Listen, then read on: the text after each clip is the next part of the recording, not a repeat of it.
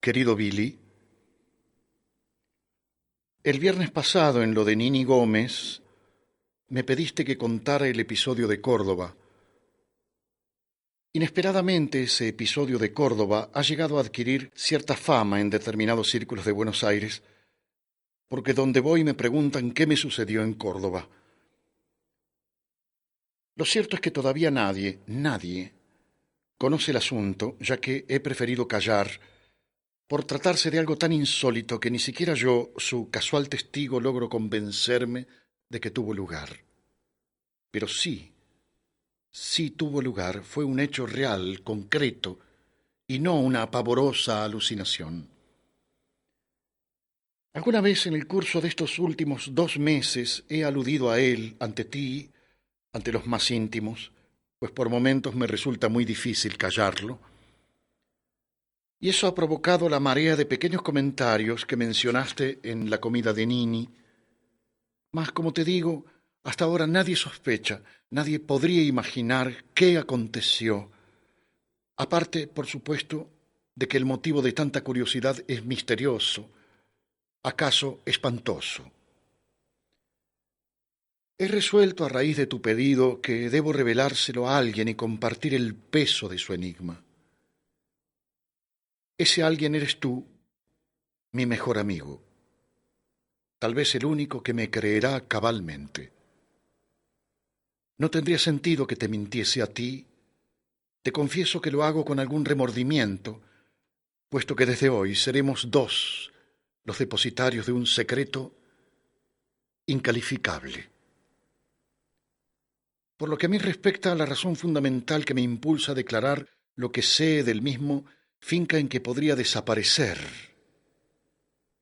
podría morirme, por causas naturales o de las otras, quizás de las otras, y en que la responsabilidad de partir de este mundo con una carga tan descomunal agobia mis débiles hombros.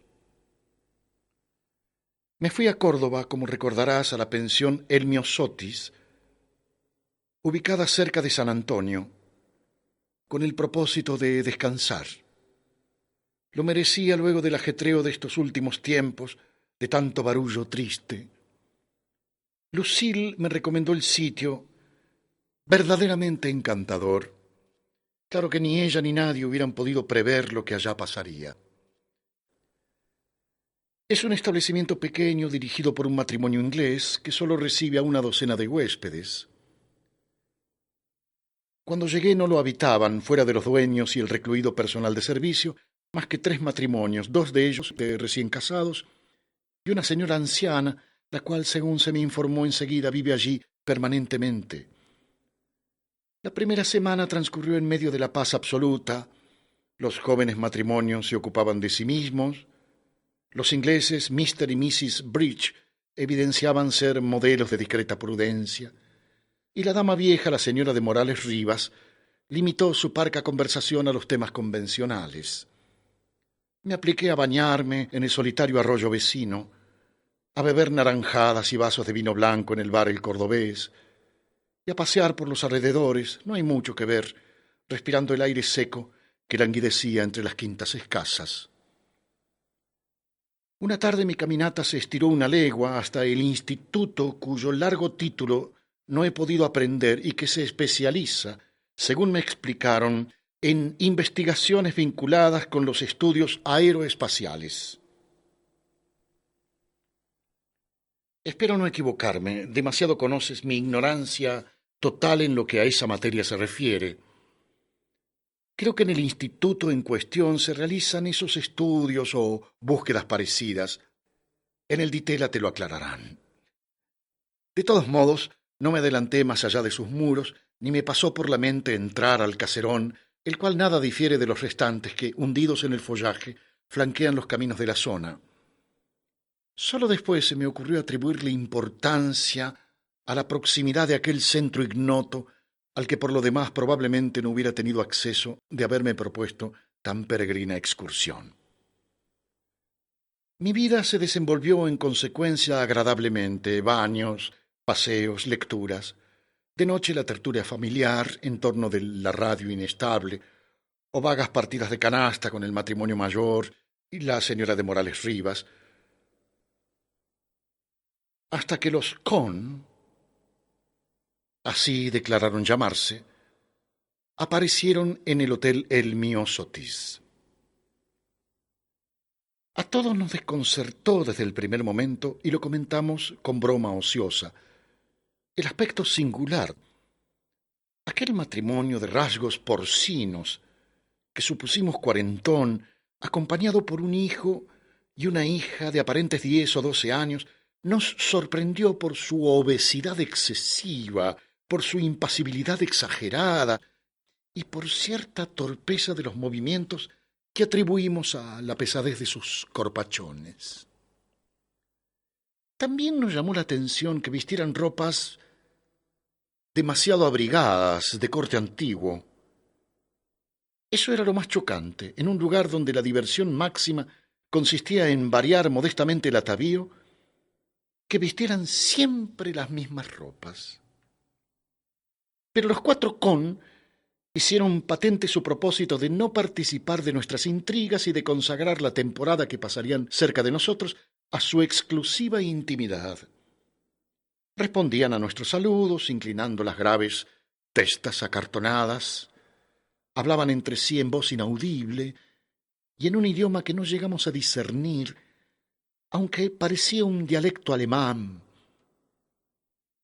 y su actividad se reducía a los largos paseos que después del desayuno los eliminaban rumbo a las sierras.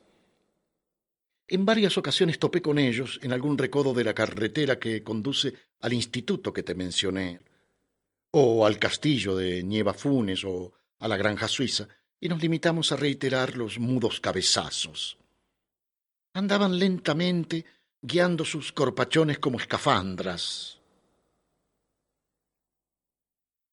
No me inmutó su indiferencia, pues, como comprenderás, fuera de su traza absurda no había en ellos nada que me atrajese. Y como el resto de los huéspedes, prescindí de los Con.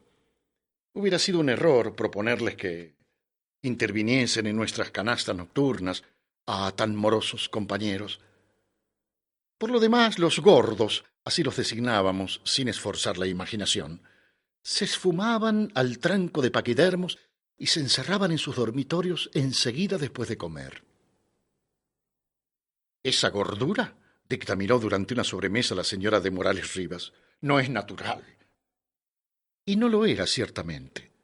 Tampoco ese color marchito que el sol de Córdoba no vencía, ni esa impavidez taciturna, especialmente rara en el caso de los niños, que parecían ignorar los juegos más simples y restringían su acción a acompañar a sus padres en las largas andanzas cadenciosas, callados e indolentes, constantemente al lado de sus padres, de modo que el grupo de los gordos, cuando lo avistaba en el pueblo de San Antonio o en los senderos de las serranías, me daba la impresión de estar integrado por 4 animales macizos, 4 domesticados jabalíes blancos que caminaban sobre las 2 patas traseras y usaban unos trajes oscuros, merced a la infinita e improbable paciencia de un domador de circo.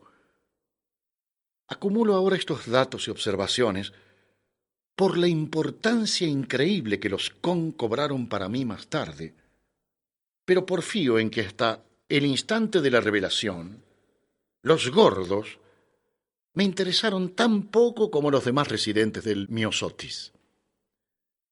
De no haberse producido esa revelación, hoy los hubiera olvidado, o tal vez los recordaría como a 4 ejemplares de las groseras proporciones que puede alcanzar lo caricaturesco en el pobre ser humano. Una mañana en que el calor apretó sobremanera, me dispuse a reanudar la saludable diversión del chapaleo en el arroyo próximo. Sombríos árboles escoltan su delgado caudal, que el capricho de las piedras enriquece, y allá me dirigí más temprano que de costumbre. Con el pantalón de baño por toda ropa, remonté el curso de agua, siguiendo sus variaciones, siempre bajo la bóveda de ramas que apenas dejaba filtrar una indecisa luz, Quizás anduve un par de horas de esa suerte, saltando de roca en roca, hundiendo los pies en la corriente, deteniéndome a observar un insecto, una planta, pensando en las cosas absurdas que me habían acontecido en Buenos Aires y tratando de descartarlas de mi memoria para gozar felizmente de la frescura del lugar y de su fascinación. El arroyo se tornaba a medida que nos alejábamos del Miosotis más y más misterioso. Se estrechaba, se encajonaba, y tenía yo la sensación de moverme en el interior de una gruta, dentro de la cual crecían árboles tupidos.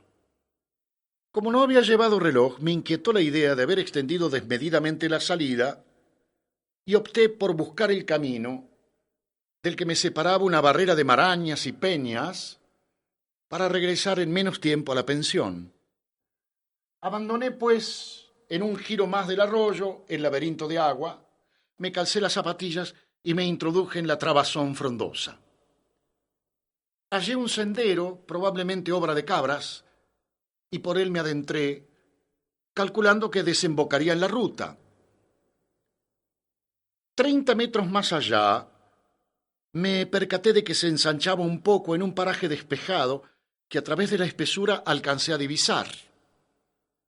Me costó, sin embargo, franquearme paso en la maleza y a duras penas lo conseguí, luego de ensalzarme en filosas espinas.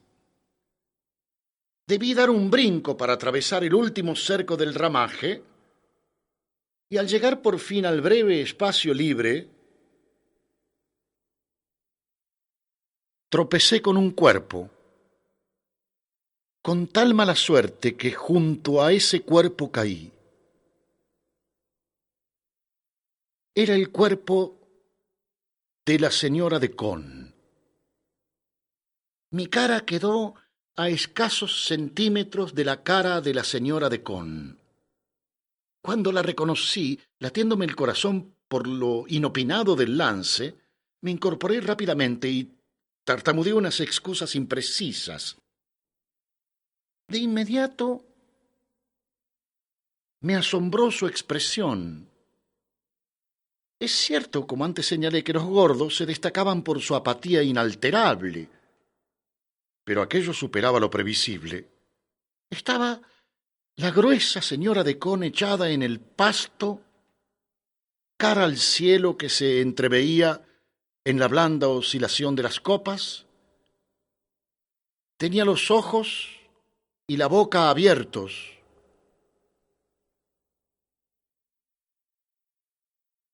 Y sin embargo no se movió, ni parpadeó, ni respondió a mis disculpas.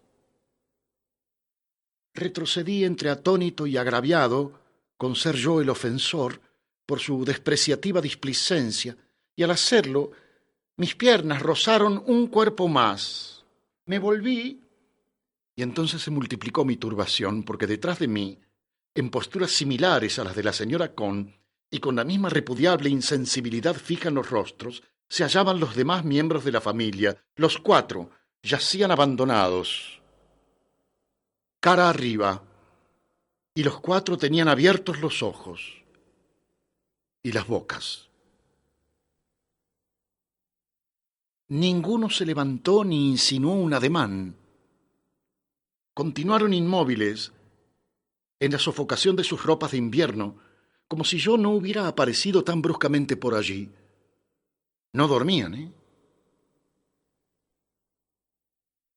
Torné a hablar a borbotones, en parte para establecer el desagrado que me causaba mi aturdimiento inocente, y en parte también para quebrar un silencio que resultaba anormal.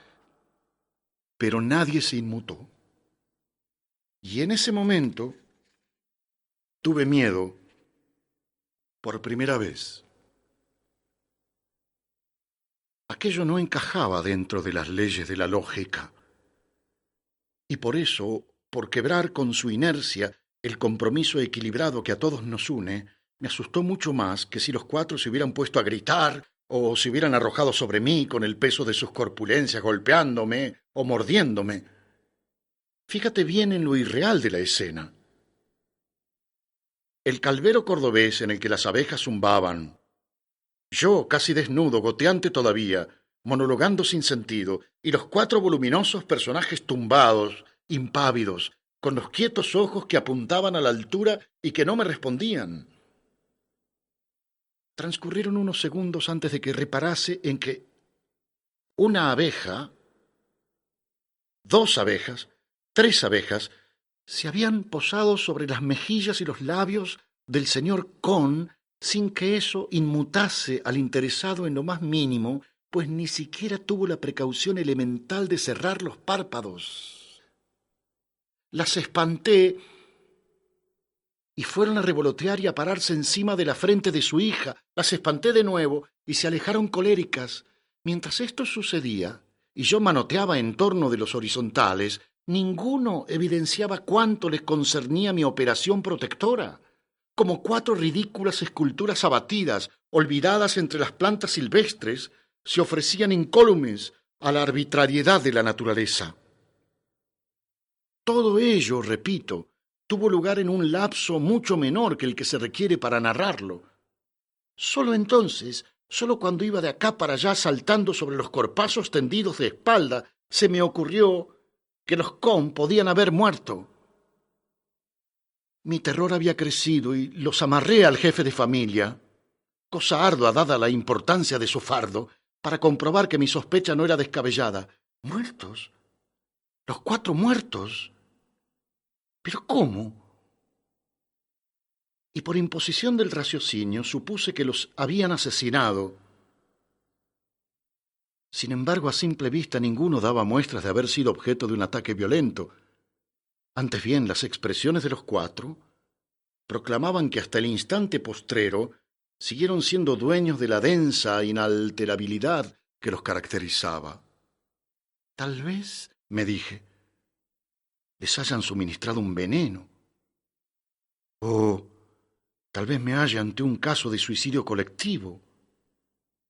Aunque vaya uno a saber por qué, mi desesperación determinó que la eliminación de los gordos no era voluntaria, sino el fruto de una acción criminal externa. La certidumbre del cuádruple homicidio escasamente podía contribuir a serenarme. Al contrario, acto contiguo, imaginé la eventualidad de que me acusasen de haber muerto a los Con. También me sobresaltó la perspectiva de que el asesino o los asesinos que habían suprimido a los gordos, quizá con el propósito de robarles, aunque es obvio calcular que lo robable a cuatro turistas de la vecina pensión, dos de ellos niños, sería una insignificancia, anduvieran aún por los alrededores. Y si en el reflexivo relámpago barrunté que lograría demostrar mi falta de culpa, ya que mis antecedentes hasta ahora no me sindicaban como un espontáneo ultimador de gordos o de flacos, y la antipatía que en mí provocaban los Con no bastaba para arrojar sobre mí la sospecha de haber originado su tránsito al otro mundo. En cambio, la vislumbre de que él o los criminales fuesen muy capaces de seguir merodeando por el contorno, y de que, a lo peor, yo sería su víctima inmediata, me angustió intensamente, porque es indiscutible que, al enfrentarme con quienes habían despachado con tanta limpieza a un cuarteto robusto, mis perspectivas de salvación serían nulas. Aquel planteo me aguzó los sentidos y me dio la medida plena de mi situación peligrosa.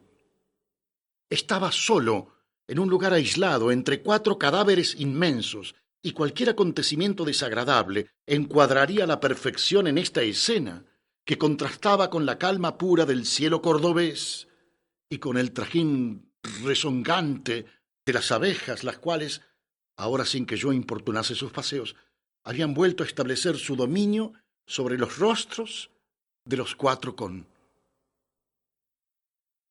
Un rumor que oí a la derecha, como de alguien que se acercase a pasos furtivos, confirmó mis prevenciones. Temblando, me refugié en las breñas rasguñadoras y aguardé. Era un rumor sutil, más que de pasos, como algo que se desliza o que repta sobre las hojas progresaba quedamente hacia los petrificados gordos, y la popular noción acerca del criminal que regresa al paraje de su crimen acentuó mi espanto. Se adelantaba, pero tardaba en llegar, como si no se resolviera. Por fin, cuando esperaba ya que se entreabriesen las ramas y que en el hueco surgiera el intruso, advertí, estupefacto, la invisible causa de aquellos crujidos.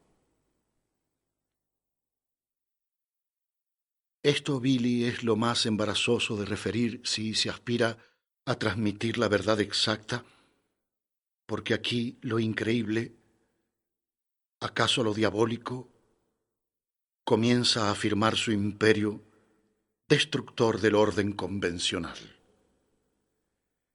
Y es casi imposible componer la narración justa, pues a lo largo de ella lo absurdo y lo repugnante, con un toque de adefesio, de esperpento atroz, se entrelazan tan apretadamente que el relator debería poseer mañas de equilibrista para soslayar los riesgos que proceden de esas percepciones contradictorias y dar la impresión cabal de lo que presenció sin caer en la trampa de lo grotesco. Mis ojos, que se negaban a testimoniarlo, no vieron entonces a un hombre o a varios hombres cautelosos, como presentí moderadamente. Vieron que quien aparecía en el despejado lugar era una especie de gusano gris, peludo, de unos 70 centímetros de largo, y detrás otro, y otro, y otro. Se arrastraban sobre los vientres inmundos y de vez en vez alzaban las cabezas y las giraban, haciendo relampaguear los ojos redondos, negros, que invadían esas cabezas anilladas. Creo que uno de ellos me descubrió, pese a que me ocultaba en la fronda. No estoy seguro, pero lo confirma el hecho de que emitiese un breve silbido y de que los restantes mirasen también en mi dirección. Aprecias en su totalidad mi pánico. Las ramas me trababan con sus garfios, impidiéndome retroceder para librarme de ellas y de la pesadilla.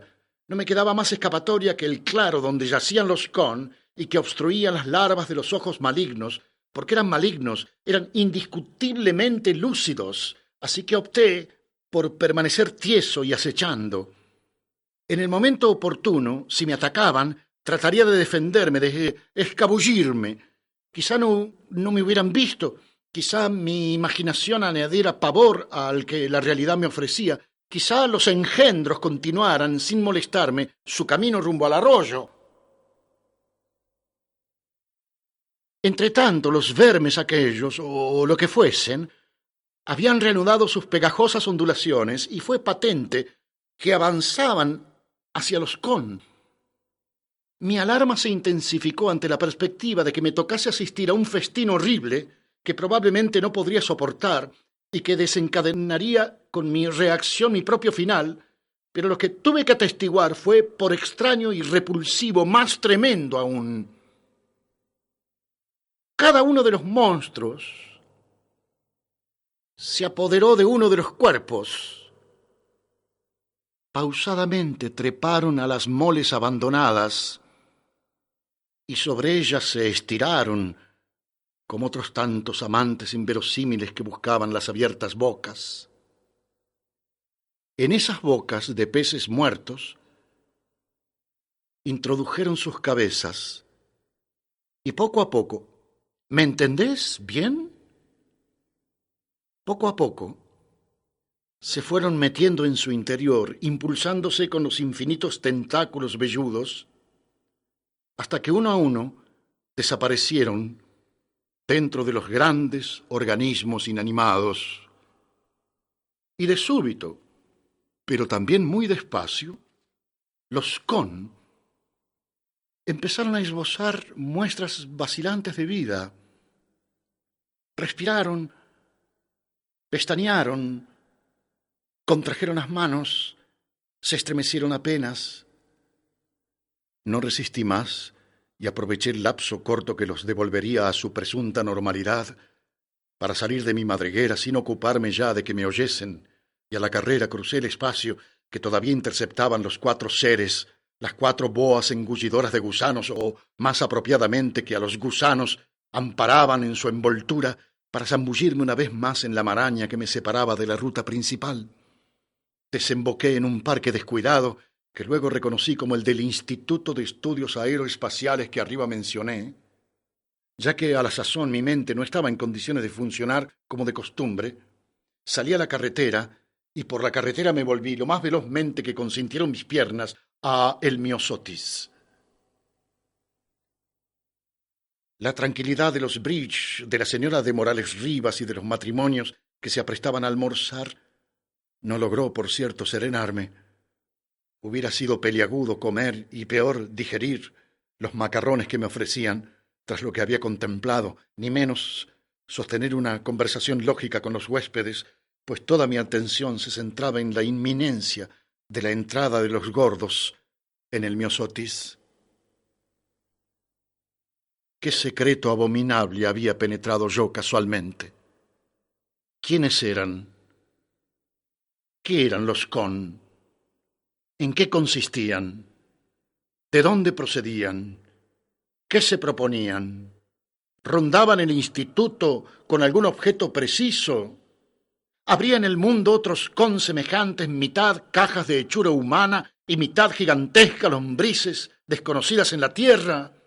¿Debía yo comunicar lo que había observado contra mi voluntad para que los huéspedes pacíficos me tildaran de loco, de visionario o de quimeras nauseabundas, o para sembrar entre ellos una confusión y una zozobra más que disculpables? Estas y otras preguntas se agolpaban en mi cerebro mientras aguardaba la vuelta de las 4 siniestras armazones, y sobre todas una interrogación: ¿cuál sería mi actitud frente a los conapócrifos?